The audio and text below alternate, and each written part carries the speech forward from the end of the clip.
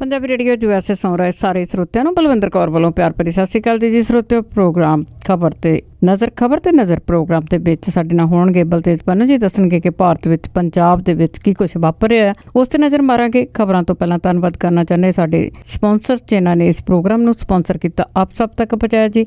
South West pharmacy Bakersfield ਤੋਂ इस programme ਨੂੰ स्पॉन्सर करते हैं कश्मीर सिंह जी सैक्रामेंटो, हरवंश सिंह जी उपा जुब्बा सिटी, जस्सी गिल ते जस्सी सिद्धू बेकरसफील्ड, प्रीतम सिंह ते Talwinder Singh Gill Bakersfield, Mandeep Singh San Jose, Ishanjit Singh Kaloti Yuba City, Gurdeep Singh Pirdi Clovis, Khalsa insurance agency वाले सैनोजे तो बहुत बहुत इन्हों के धन्यवादी। इन्होंने इस प्रोग्राम ਨੂੰ स्पॉन्सर किया, आप सब तक पहुँचाया जी। साढ़े नाल जुड़ चुके हैं बलतेज पंनू जी, सत श्री अकाल, स्वागत है जी। जी ਧੰਨਵਾਦ ਜੀ, ਬਹੁਤ ਮਿਹਰਬਾਨੀ। ਹਾਂਜੀ, ਤੇ ਬਲਤੇਜ ਪੰਨੂ ਸਭ ਤੋਂ ਪਹਿਲਾਂ ਆਪਾਂ ਗੱਲ ਕਰਦੇ ਹਾਂ, ਆਪਾਂ ਕਸ਼ਮੀਰ ਦੀ ਗੱਲ ਕਰਦੇ ਰਹਿੰਦੇ ਹਾਂ ਕਿ ਉੱਥੇ ਬਹੁਤ ਕੁਝ ਹੋ ਰਿਹਾ ਆ, ਤੇ ਉੱਥੇ ਪੱਥਰਬਾਜ਼ਾਂ ਦੀ ਜੇ ਗੱਲ ਕਰੀਏ ਤਾਂ ਫੌਜ ਮੁਖੀ ਦੀਆਂ ਜਿਹੜੀਆਂ ਟਿੱਪਣੀਆਂ ਆ ਪੱਥਰਬਾਜ਼ਾਂ ਤੇ ਬੜੀਆਂ ਤਿੱਖੀਆਂ ਟਿੱਪਣੀਆਂ ਇਹ ਫੌਜ ਦੇ ਮੁਖੀ ਜਿਹੜੇ ਜਨਰਲ ਵਿਪਿਨ ਰਾਵਤ ਨੇ ਉਹਨਾਂ ਨੇ ਕੀਤੀਆਂ ਨੇ। ਉਹਨਾਂ ਨੇ ਇੱਕ ਨੌਜਵਾਨ ਫੌਜੀ ਅਫਸਰ ਦੇ ਵੱਲੋਂ ਕਸ਼ਮੀਰੀ ਨੂੰ ਮਨੁੱਖੀ ਢਾਲ ਵਜੋਂ ਵਰਤਣ ਦਾ ਦ੍ਰਿੜਤਾ ਦੇ ਨਾਲ ਜਿਹੜਾ ਜੀ ਉਹ ਬਚਾਅ ਕੀਤਾ। ਇਹ ਗੱਲ ਕਹੀ ਆ ਕਿ ਜਿਹੜੀ ਜੰਮੂ ਕਸ਼ਮੀਰ ਦੇ ਵਿੱਚ ਭਾਰਤੀ ਫੌਜ ਨੂੰ ਕੋਝੀ ਜੰਗ ਦਾ ਸਾਹਮਣਾ ਕਰਨਾ ਪੈ ਰਿਹਾ, ਜਿਹੜੀ ਨਵੇਂ ਤਰੀਕਿਆਂ ਦੇ ਨਾਲ ਲੜਨੀ ਪਊਗੀ। ਜਨਰਲ ਰਾਵਤ ਨੇ ਇਹ ਗੱਲ ਕਹੀ ਹੈ ਕਿ ਜਿਸ ਸਮੇਂ ਮਨੁੱਖੀ ਢਾਲ ਮਾਮਲੇ ਦੀ ਜਾਂਚ ਚੱਲ ਰਹੀ ਹੈ ਤਾਂ ਮੇਜਰ ਲਿਤੁਲ ਗੋਗੋਈ ਨੂੰ ਸਨਮਾਨ ਦੇਣ ਦਾ ਮੁੱਖ ਮੰਤਵ ਫੌਜ ਦੇ ਨੌਜਵਾਨ ਅਫਸਰਾਂ ਦਾ ਮਨੋਬਲ ਉੱਚਾ ਕਰਨਾ ਹੈ, ਜਿਹਨੂੰ ਅੱਤਵਾਦ ਪ੍ਰਭਾਵਿਤ ਇਸ ਰਾਜ ਦੇ ਵਿੱਚ ਬੜੀ ਮੁਸ਼ਕਲ ਮਾਹੌਲ ਦੇ ਵਿੱਚ ਕੰਮ ਕਰਨਾ ਪੈ ਰਿਹਾ। ਮੀਡੀਆ ਦੇ ਵਿੱਚ ਆਈਆਂ ਇਹ ਜਿਹੜੀਆਂ ਟਿੱਪਣੀਆਂ ਨੇ ਜਨਰਲ ਦੀਆਂ, ਸਭ ਤੋਂ ਜ਼ਿਆਦਾ ਜਿਹੜੀਆਂ ਦੀ ਤਿੱਖੀਆਂ ਟਿੱਪਣੀਆਂ ਕਹੀਆਂ ਜਾ ਸਕਦੀਆਂ ਨੇ, ਕਿਉਂਕਿ ਇਹਦੇ 'ਚ ਉਹਨਾਂ ਨੇ ਇਹ ਗੱਲ ਕਹੀ ਆ ਕਿ ਇਹ ਅਸਿੱਧੀ ਜੰਗ ਹੈ ਤੇ ਅਸਿੱਧੀ ਲੜਾਈ ਕੋਝੀ ਹੁੰਦੀ ਆ, ਕੋਝੇ ਤਰੀਕੇ ਦੇ ਨਾਲ ਲੜੀ ਜਾਊਗੀ। ਦੁਸ਼ਮਣ ਵੱਲੋਂ ਸਿੱਧਾ ਤੁਹਾਡਾ ਸਾਹਮਣਾ ਕਰਨ ਲਈ ਲੜਾਈ ਦੇ ਨਿਯਮ ਨੇ। ਜਦੋਂ ਕੋਝੀ ਜੰਗ ਦੀ ਗੱਲ ਆਉਂਦੀ ਹੈ ਤੇ ਇਹਦੇ 'ਚ ਨਵੇਕਲੇ ਤਰੀਕੇ ਸਾਹਮਣੇ ਆਉਂਦੇ ਨੇ ਤੇ ਨਵੇਂ ਤਰੀਕਿਆਂ ਦੇ ਨਾਲ ਇਹ ਜੰਗ ਜਿਹੜੀ ਹੈ ਜੀ ਤੁਸੀਂ ਲੜੋਗੇ। ਇੱਥੋਂ ਤੱਕ ਉਹਨਾਂ ਨੇ ਇਹ ਕਿਹਾ ਕਿ ਜੇ ਜਿਹੜੇ ਇਹ ਪੱਥਰਬਾਜ਼ ਨੇ ਸਾਡੇ ਉੱਤੇ ਜਿਹੜੇ ਜੀ ਪੈਟਰੋਲ ਬੰਬ ਸੁੱਟਣ ਜਾਂ ਗੋਲੀ ਚਲਾਉਣ ਤੇ ਫਿਰ ਅਸੀਂ ਅੱਗੋਂ ਜਿਹੜਾ ਜੀ ਉਹਨਾਂ ਦਾ ਮੁਕਾਬਲਾ ਗੋਲੀਆਂ ਦੇ ਨਾਲ ਕਰਾਂਗੇ। ਪੱਥਰਾਂ ਕਰਕੇ ਅਸੀਂ ਗੋਲੀਆਂ ਜਿਹੜੀਆਂ ਜੀ ਉਹਨਾਂ ਨੂੰ ਮਾਰ ਨਹੀਂ ਸਕਦੇ। ਇੱਕ ਗੱਲ ਉਹਨਾਂ ਨੇ ਜਿਹੜੀ ਹੋਰ ਕਹੀ ਆ, ਜਿਹੜੀ ਇਸ ਵੇਲੇ ਇੱਥੇ ਬਹੁਤ ਚਰਚਾ ਦੇ ਵਿੱਚ ਹੈ, ਕਿ ਉਹ ਕਹਿੰਦੇ ਜੀ ਕਿ ਲੋਕ ਸਾਡੇ ਪੱਥਰ ਮਾਰਦੇ ਨੇ, ਸਾਡੇ ਉੱਤੇ ਪੈਟਰੋਲ ਬੰਬ ਸੁੱਟਦੇ ਨੇ। ਜੇ ਮੈਨੂੰ ਕੋਈ ਜਵਾਨ ਪੁੱਛਦਾ ਕਿ ਅਸੀਂ ਕੀ ਕਰੀਏ ਤਾਂ ਉਹ ਕਹਿੰਦੇ ਕਿ ਮੈਂ ਉਹਨੂੰ ਇਹ ਜਵਾਬ ਦਿੰਦਾ ਕਿ ਇੰਤਜ਼ਾਰ ਕਰ, ਮੈਂ ਕੌਮੀ ਝੰਡੇ ਵਾਲਾ ਵਧੀਆ ਜਿਹਾ ਤਬੂਤ ਲੈ ਕੇ ਆਊਂਗਾ ਤੇ ਤੁਹਾਡੀਆਂ ਲਾਸ਼ਾਂ ਨੂੰ ਪੂਰੇ ਸਨਮਾਨ ਦੇ ਨਾਲ ਤੁਹਾਡੇ ਘਰੇ ਭੇਜੂੰਗਾ। ਦੇਖੋ ਜੀ ਟਿੱਪਣੀ ਵੀ ਕੀ ਕੀਤੀ ਹੈ। ਤੇ ਅੱਗੇ ਆਪਾਂ ਗੱਲ ਕਰਦੇ ਹਾਂ ਜੀ। ਜਾਖੜ ਨੇ ਕਿਹਾ ਕਿ ਜਿਹੜਾ ਰੇਤ ਦਾ ਮਾਮਲਾ ਹੈ ਰਾਣਾ ਗੁਰਜੀਤ ਵਾਲਾ, ਉਹ ਮੁੱਖ ਮੰਤਰੀ ਦੇ ਧਿਆਨ ਵਿੱਚ। ਬਿਲਕੁਲ ਜੀ, ਐਕਚੁਅਲੀ ਇਹ ਮਾਮਲਾ ਜਿਹੜਾ ਜੀ ਇਸ ਵੇਲੇ ਪੰਜਾਬ ਦਾ ਸਭ ਤੋਂ ਵੱਡਾ ਮਾਮਲਾ ਜਿਹੜਾ ਜੀ ਉਹ ਬਣ ਕੇ ਸਾਹਮਣੇ ਆਇਆ ਹੋਇਆ, ਔਰ ਇਸ ਵੇਲੇ ਇਹਦੇ ਉੱਤੇ ਚੁਫੇਰਿਓਂ ਸਰਕਾਰ ਜਿਹੜੀ ਹੈ ਜੀ ਘਿਰੀ ਪਈ ਆ। ਮੁੱਖ ਮੰਤਰੀ ਸਾਹਿਬ ਜਿਹੜੇ ਨੇ ਜੀ ਉਹ ਸ਼ਾਇਦ ਇਹ ਸੋਚਦੇ ਆ ਕਿ ਇਸ ਮਸਲੇ ਦੇ ਉੱਤੇ ਚੁੱਪ ਧਾਰ ਕੇ ਬਚਿਆ ਜਾ ਸਕਦਾ, ਪਰ ਬਚਣ ਦੇ ਆਸਾਰ ਜਿਹੜੇ ਆ ਜੀ ਕੋਈ ਨਜ਼ਰ ਨਹੀਂ ਆਉਂਦੇ। ਚੁਫੇਰਿਓਂ ਮੰਤਰੀ ਜਿਹੜੇ ਨੇ ਤੇ ਜਿਹੜੇ ਆਗੂ ਨੇ ਉਹ ਘਿਰ ਰਹੇ ਨੇ ਪੱਤਰਕਾਰਾਂ ਦੇ ਸਵਾਲਾਂ ਦੇ ਵਿੱਚ। ਕੱਲ ਨਵਜੋਤ ਸਿੰਘ ਸਿੱਧੂ ਹੋਰੀ ਇੱਥੇ ਪਟਿਆਲੇ ਦੇ ਵਿੱਚ ਘਿਰੇ, ਪੱਤਰਕਾਰਾਂ ਨੇ ਸਵਾਲ ਬਾਰ-ਬਾਰ ਰੇਤਾ ਬਾਰੇ ਕੀਤੇ। ਉਹਨਾਂ ਨੇ ਇਹ ਗੱਲ ਕਹੀ ਕਿ ਇਹ ਜਿਹੜਾ ਜੀ ਮਹਿਕਮਾ ਕੈਪਟਨ ਅਮਰਿੰਦਰ ਸਿੰਘ ਹੋਰਾਂ ਦੀ ਕੋਲ ਹੈ, ਇਸ ਕਰਕੇ ਇਹਦਾ ਜਵਾਬ ਉਹੀ ਦੇ ਸਕਦੇ ਨੇ, ਮੈਂ ਨਹੀਂ। ਪੰਜਾਬ ਪ੍ਰਦੇਸ਼ ਕਾਂਗਰਸ ਦੇ ਪ੍ਰਧਾਨ ਸੁਨੀਲ ਜਾਖੜ ਹੋਰੀ ਵੀ ਇਸ ਮਸਲੇ ਦੇ ਉੱਤੇ ਪੱਤਰਕਾਰਾਂ ਦੇ ਸਵਾਲਾਂ ਦੇ ਵਿੱਚ ਘਿਰੇ। ਉਹਨਾਂ ਨੂੰ ਜਵਾਬ ਦੇਣਾ ਪਿਆ ਕਿ ਸਿੰਚਾਈ ਮੰਤਰੀ ਰਾਣਾ ਗੁਰਜੀਤ ਸਿੰਘ ਹੋਰਾਂ ਦੇ 3 ਸਾਬਕਾ ਨੌਕਰਾਂ ਦੇ ਵੱਲੋਂ ਰੇਤੇ ਦੀਆਂ ਖੱਡਾਂ ਦੀ ਨਿਲਾਮੀ ਦੇ ਵਿੱਚ ਜਿਹੜਾ ਜੀ ਪਾਰਟੀਸਪੇਟ ਕਰਕੇ ਕਿਵੇਂ ਲੈ ਲਈਆਂ ਗਈਆਂ। ਉਹਨਾਂ ਨੂੰ ਇਹ ਕਹਿਣਾ ਪਿਆ ਕਿ ਇਹ ਮਾਮਲਾ ਮੁੱਖ ਮੰਤਰੀ ਕੈਪਟਨ ਅਮਰਿੰਦਰ ਸਿੰਘ ਹੋਰਾਂ ਦੇ ਧਿਆਨ ਦੇ ਵਿੱਚ ਹੈ।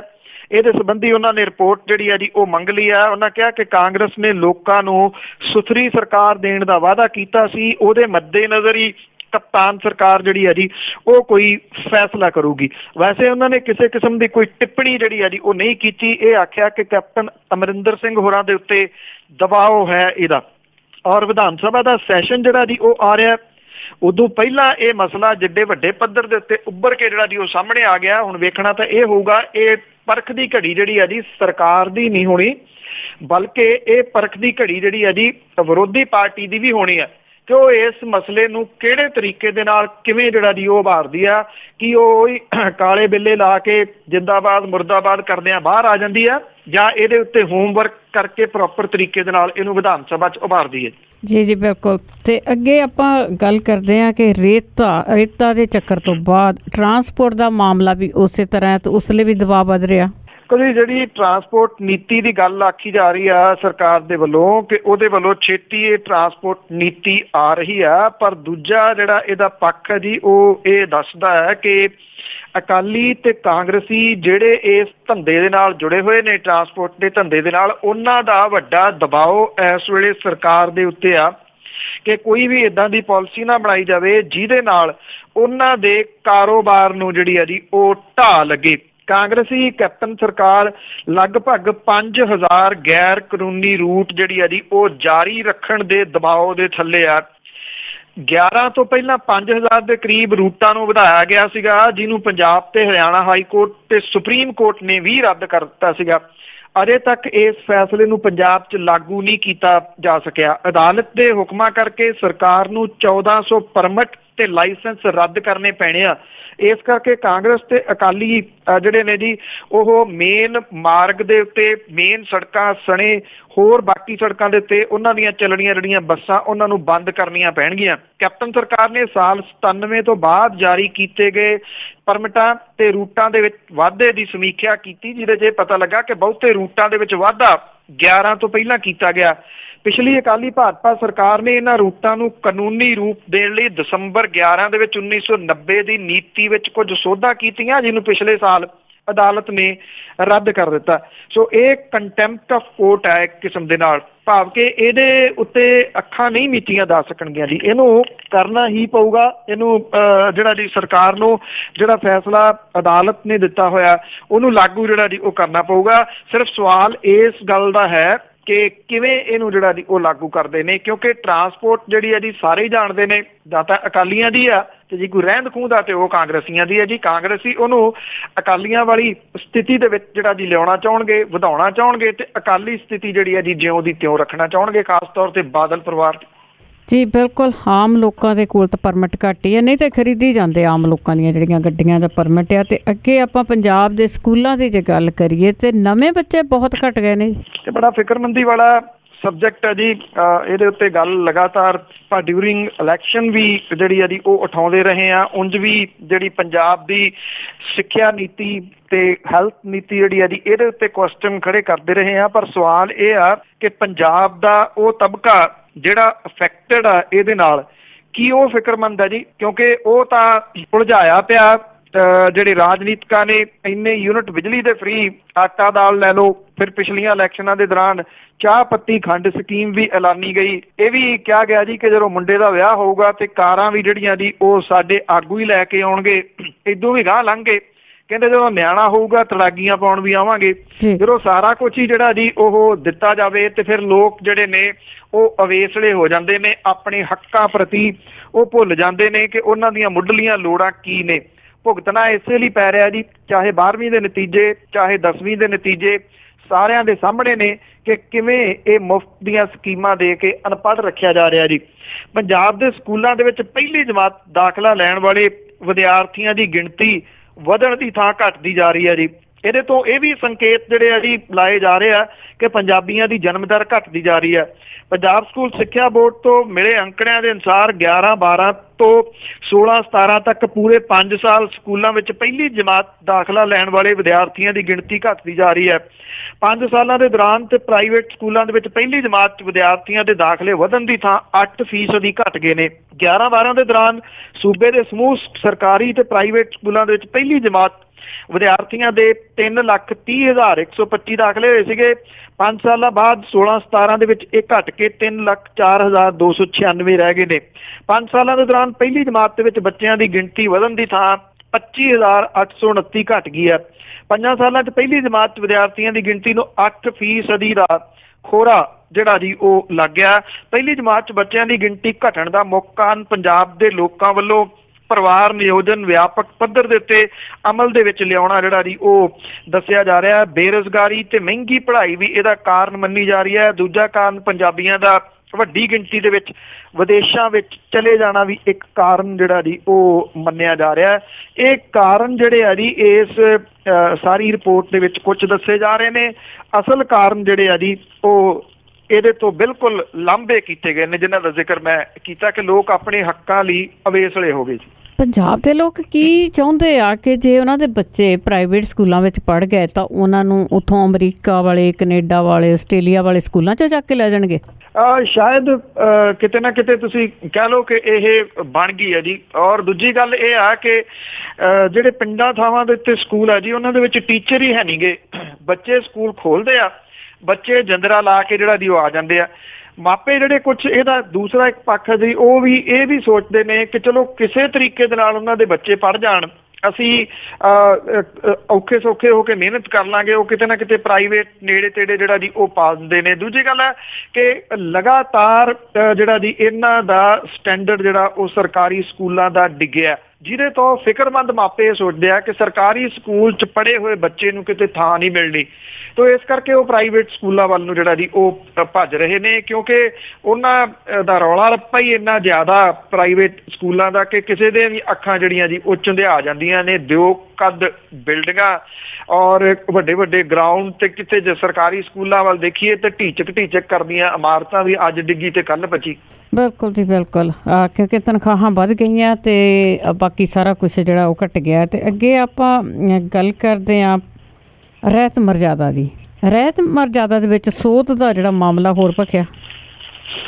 ਬਿਲਕੁਲ, ਇਹ ਐਕਚੁਅਲੀ ਮਾਮਲਾ ਪਿਛਲੇ ਦਿਨਾਂ ਤੋਂ ਸੁਖਦੇਵ ਸਿੰਘ ਭੌਰ ਹੋਰਾਂ ਨੇ ਸੋਸ਼ਲ ਮੀਡੀਆ ਦੇ ਵਿੱਚ ਜਿਹੜਾ ਜੀ ਉਹ ਲਿਆਂਦਾ ਸੀਗਾ। ਇਹਦੇ 'ਚ ਉਹਨਾਂ ਨੇ ਖਦਸ਼ਾ ਜ਼ਾਹਰ ਕੀਤਾ ਸੀਗਾ। ਉਹਨਾਂ ਕਿਹਾ ਸੀਗਾ ਕਿ ਸਿੱਖ ਰਹਿਤ ਮਰਿਆਦਾ ਦੇ ਵਿੱਚ ਕੋਈ ਵੀ ਸੋਧ ਸਮੂਹ ਪੰਥ ਨੂੰ ਭਰੋਸੇ ਵਿੱਚ ਲਏ ਬਿਨਾਂ ਨਹੀਂ ਹੋ ਸਕਦੀ। ਸ਼੍ਰੋਮਣੀ ਕਮੇਟੀ ਦੀ ਸਾਬਕਾ ਜਨਰਲ ਸਕੱਤਰ ਤੇ ਮੌਜੂਦਾ ਮੈਂਬਰ ਬੀਬੀ ਕਿਰਨਜੀਤ ਕੌਰ ਨੇ ਵੀ ਕਿਹਾ ਕਿ ਇਦੋਂ ਪਹਿਲਾਂ ਨਾਨਕਸ਼ਾਹੀ ਕੈਲੰਡਰ ਦੇ ਵਿੱਚ ਸੋਧ ਤੇ ਡੇਰਾ ਸਿਰਸਾ ਦੇ ਮੁਖੀ ਨੂੰ ਮਾਫ ਕਰਨ ਦੇ ਮਾਮਲੇ ਵਿੱਚ ਕੀਤੀ ਗਈ ਪਹਿਲ ਕਦਮੀ ਕਰਕੇ ਪੰਥ ਦੇ ਵਿੱਚ ਦੁਬਿਧਾ ਪੈਦਾ ਹੋਈ ਸੀ। ਅਕਾਲ ਪੁਰਖ ਦੀ ਫੌਜ ਜਥੇਬੰਦੀ ਦੇ ਮੁਖੀ ਜਸਵਿੰਦਰ ਸਿੰਘ ਐਡਵੋਕੇਟ ਨੇ ਕਿਹਾ ਕਿ ਹਾਕਮ ਧਿਰ ਇੱਕ ਧੜੇ ਨੂੰ ਖੁਸ਼ ਕਰਨ ਦੇ ਮੰਤਵ ਨਾਲ ਇਹਦਾ ਭੋਗ ਪਾ ਸਕਦੀ ਆ। ਕਿਹਾ ਇਹ ਜਾ ਰਿਹਾ ਜੀ ਕਿ ਸ਼੍ਰੋਮਣੀ ਗੁਰਦੁਆਰਾ ਪ੍ਰਬੰਧਕ ਕਮੇਟੀ ਦੀ ਧਰਮ ਪ੍ਰਚਾਰ ਕਮੇਟੀ ਵੱਲੋਂ 30 ਮਈ ਨੂੰ ਹੋਣ ਵਾਲੀ ਮੀਟਿੰਗ ਦੇ ਵਿੱਚ ਸਿੱਖ ਰਹਿਤ ਮਰਿਆਦਾ ਦੇ ਨਾਲ ਛੇੜਛਾੜ ਕੀਤੇ ਜਾਣ ਦਾ ਖਦਸ਼ਾ ਜਿਹੜਾ ਜੀ ਉਹ ਹੈ। ਇਹ ਜਿਹੜੀ ਮੀਟਿੰਗ ਹੋ ਰਹੀ ਹੈ ਜੀ ਕੱਲ ਨੂੰ, ਇਹਦੇ ਵਿੱਚ ਰਹਿਤ ਮਰਿਆਦਾ ਦੇ ਨਾਲ ਛੇੜਛਾੜ ਕਰਦਿਆਂ ਨਿਤਨੇਮ ਦੀਆਂ ਬਾਣੀਆਂ ਦੇ ਵਿੱਚ ਬਦਲਾਅ ਕੀਤਾ ਜਾ ਸਕਦਾ ਹੈ। ਰਾਗਮਾਲਾ ਲਾਗੂ ਕਰਾਉਣ ਲਈ ਸੋਧ ਕੀਤੀ ਜਾ ਸਕਦੀ ਹੈ। ਸਿੱਖ ਰਹਿਤ ਮਰਿਆਦਾ 1937 ਦੇ ਵਿੱਚ ਲਾਗੂ ਕੀਤੀ ਗਈ ਸੀ ਔਰ ਇਸ ਤੋਂ ਪਹਿਲਾਂ ਲਗਭਗ 12-13 ਸਾਲ ਇਹਦੇ ਉੱਤੇ ਮੰਥਨ ਕੀਤਾ ਗਿਆ ਸੀਗਾ। ਔਰ ਇਹ ਸਿੱਖ ਰਹਿਤ ਮਰਿਆਦਾ ਹੁਣ ਅਕਾਲ ਤਖਤ ਵੱਲੋਂ ਪ੍ਰਵਾਨਿਤ ਹੈ ਤੇ ਸ਼੍ਰੋਮਣੀ ਕਮੇਟੀ ਵੱਲੋਂ ਇਹਨੂੰ ਪ੍ਰਕਾਸ਼ਿਤ ਕੀਤਾ ਜਾਂਦਾ। ਵੇਖਣਾ ਇਹ ਹੋਊਗਾ ਜਿਹੜੀ ਕੱਲ ਦੀ ਮੀਟਿੰਗ ਹੋ ਰਹੀ ਆ ਕਿ ਇਹਦੇ ਵਿੱਚ ਸੁਖਦੇਵ ਸਿੰਘ ਭੌਰ ਹੋਰਾਂ ਦੇ ਵੱਲੋਂ ਉਠਾਏ ਜਿਹੜੇ ਖਦਸ਼ੇ ਨੇ ਉਹ ਕਿੰਨੇ ਕੁ ਸੱਚੇ ਨੇ। ਕੀ ਵਾਕਿਆ ਹੀ ਇਹਦੇ ਵਿੱਚ ਕੋਈ ਛੇੜਛਾੜ ਕੀਤੀ ਜਾ ਰਹੀ ਹੈ, ਕੋਈ ਤਬਦੀਲੀ ਕੀਤੀ ਜਾ ਰਹੀ ਹੈ, ਜਾਂ ਫਿਰ ਉਂਝ ਹੀ ਉਹਨਾਂ ਨੇ ਇਹ ਇਸ਼ੂ ਜਿਹੜਾ ਜੀ ਉਹ ਉਠਾਇਆ।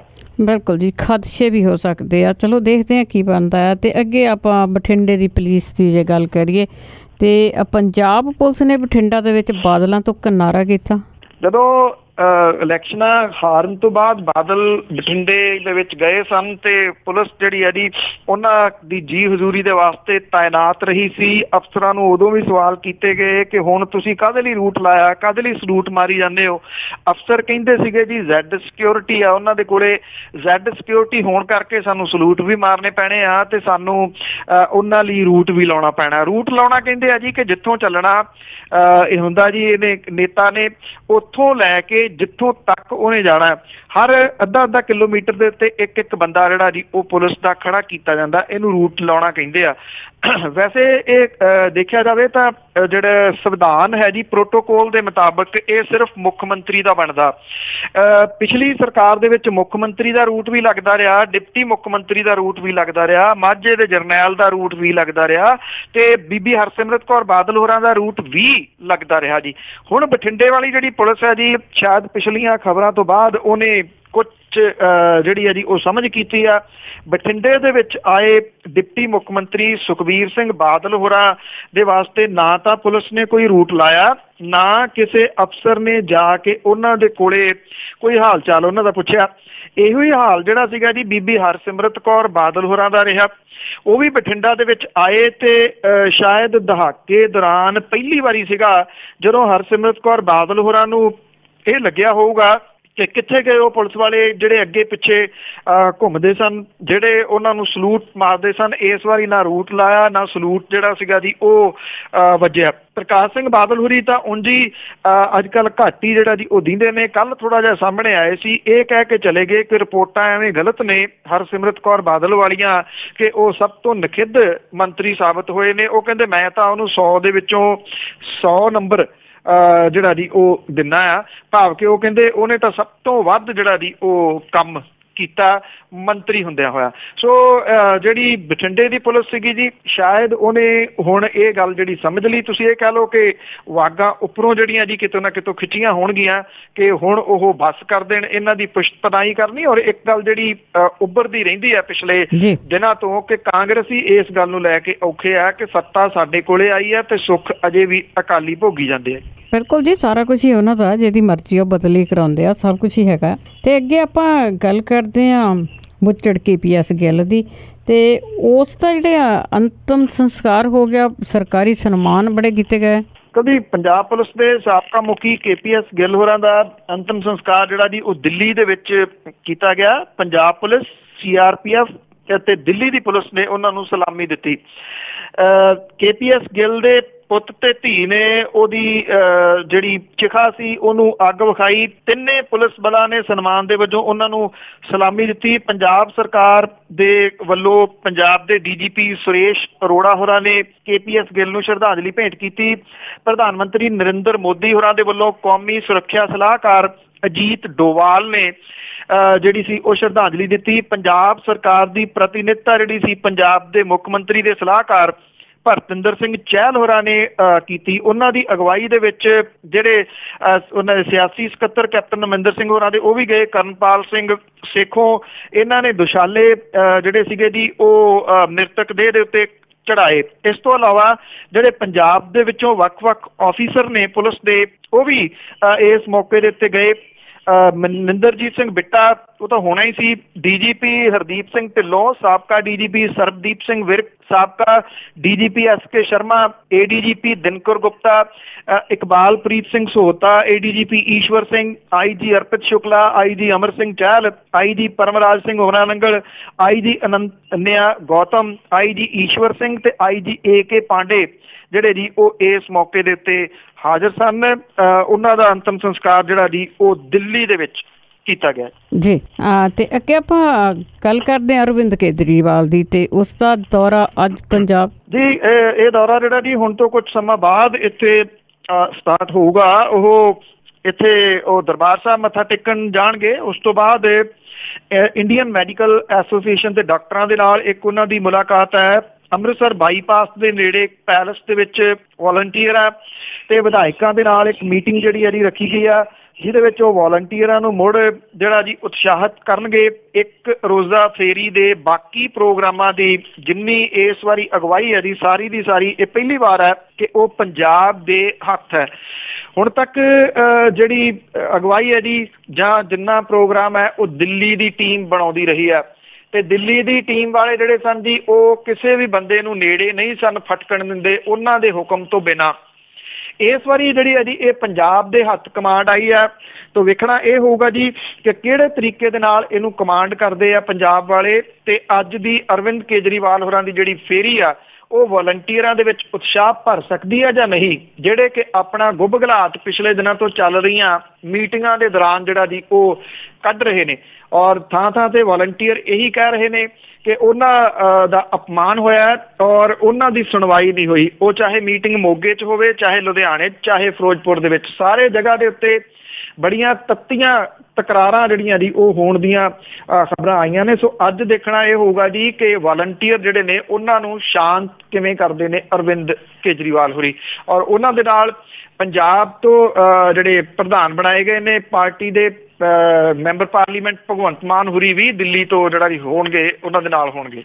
ਬਿਲਕੁਲ ਜੀ, ਦੇਖਦੇ ਹਾਂ ਪੰਜਾਬ 'ਚ ਦੌਰਾ ਕਿਸ ਤਰ੍ਹਾਂ ਦਾ ਰਹਿੰਦਾ। ਤੇ ਅਖੀਰ ਵਿੱਚ ਆਜ਼ਨਾਮਾ ਕਿ ਕਲਾਕਾਰ ਨੇ ਗੀਤ ਕੋਈ ਨਵਾਂ ਗਾਇਆ, ਉਸ ਦੀ ਵੀਡੀਓ ਨਾਲ ਬਣਾਈ ਉਹਨੇ। ਕਲਾਕਾਰ ਨੇ ਗੀਤ ਕੋਈ ਨਵਾਂ ਗਾਇਆ, ਉਹਦੀ ਵੀਡੀਓ ਨਾਲ ਬਣਾਈ ਉਹਨੇ। ਇਸ਼ਕ ਨਾਲ ਸੀ ਧਰਮ ਵੀ ਜੋੜ ਧਰਿਆ, ਖੀਰ ਜੋ ਇੱਕ ਥਾਂ ਪਾਈ ਉਹਨੇ। ਸੋਸ਼ਲ ਮੀਡੀਆ ਉੱਪਰ ਫਿਰ ਜਾ ਚਾੜੀ, ਢਾਣੀ ਯਾਰਾਂ ਦੀ ਸੱਦ ਵਿਖਾਈ ਉਹਨੇ। ਆਖਿਆ ਇੱਕ ਨੇ ਖਾਵੇਂਗਾ ਯਾਰ ਮਿੱਤਰ ਮਾਰ ਮਿੱਤਰ, ਅੱਗੋਂ ਹੱਸਦਿਆਂ ਗੱਲ ਟਰਕਾਈ ਉਹਨੇ।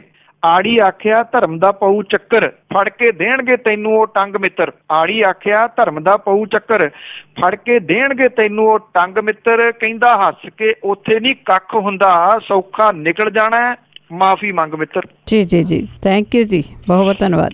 ਮਿਹਰਬਾਨੀ ਜੀ, ਧੰਨਵਾਦ ਜੀ, ਸਤਿ ਸ਼੍ਰੀ ਅਕਾਲ ਜੀ। ਤੇ ਸਰੋਤੇ ਸਨ ਸਾਡੇ ਨਾਲ ਜੁੜੇ ਬਲਤੇਜ ਪੰਨੂ ਜੀ, ਜੋ ਦੱਸਦੇ ਨੇ ਕਿ ਪੰਜਾਬ ਵਿੱਚ ਭਾਰਤ ਵਿੱਚ ਕੀ ਕੁਛ ਵਾਪਰਿਆ। ਇਸੇ ਦੇ ਨਾਲ ਸਾਡਾ ਅੱਜ ਦਾ ਬੁਲਟਨ ਇੱਥੇ ਹੀ ਸਮਾਪਤ। ਬਲਵਿੰਦਰ ਕੌਰ ਵੱਲੋਂ ਵੀ ਆਪ ਸਭ ਨੂੰ ਪਿਆਰ ਭਰੀ ਸਤਿ ਸ਼੍ਰੀ ਅਕਾਲ।